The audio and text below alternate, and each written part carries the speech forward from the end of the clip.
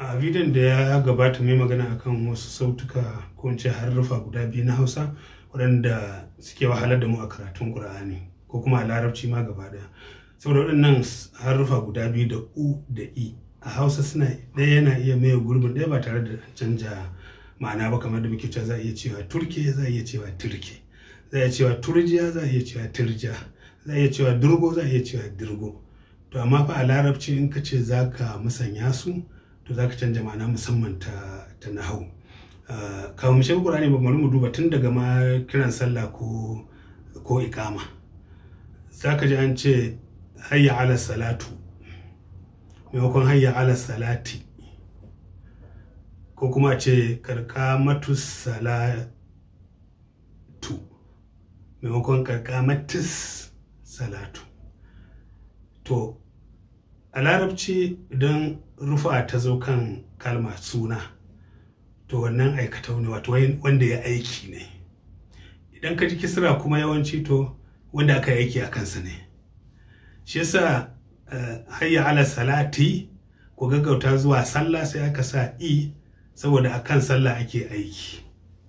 Karkamatu salatu hakika sallah ta tsaya to ita ta yi aikin, don haka rufa ake sawa. Domin sai ka ji mutum ya ce karkamatus, ko kuma ita kanta karkamatis din sai a ce karkamatu, sannan can a ce salati maimakon salatu. Alsa dai ana fahimta. To haka nan aka shiga karatun Fatiha ma sai ka ji mutum yana cewa ar-rahmanur maimakon ar-rahmanir, ko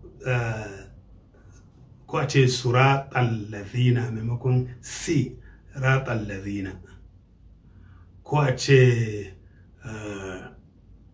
ga misali idza zulzilatil ardu sai mutum ya ce idza zilatil ardu, wato ya canja i kamar yadda yake a Hausa yana ganin ba bambancin ma'ana, haka ma shi yake.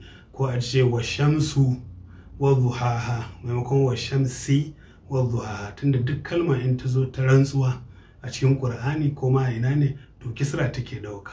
Wal fajr wa layalin ashir wa shamsi wal qamari duk kisra take dauka. Amma a suratul shams sai ka ji ana cewa wa shamsu, wani lokaci har liman ma sai ka ji yana wannan.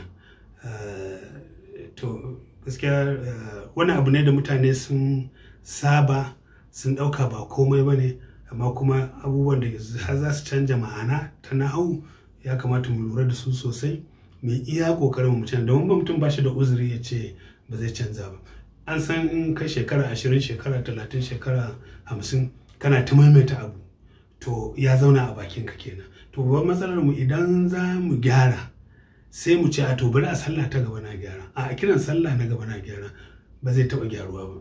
Sai dai ka zauna kai ta yi kamar wurdi, kai ta ambatan gyaran, kai ta karanta gyaran, kana jan carbi ma yau na yi guda 100, gobe na yi guda 100, har yadda kuskuren ya saba a bakinka, har saboda naci da maimaitawa har gyaran shi ma ka saba da shi a bakinka.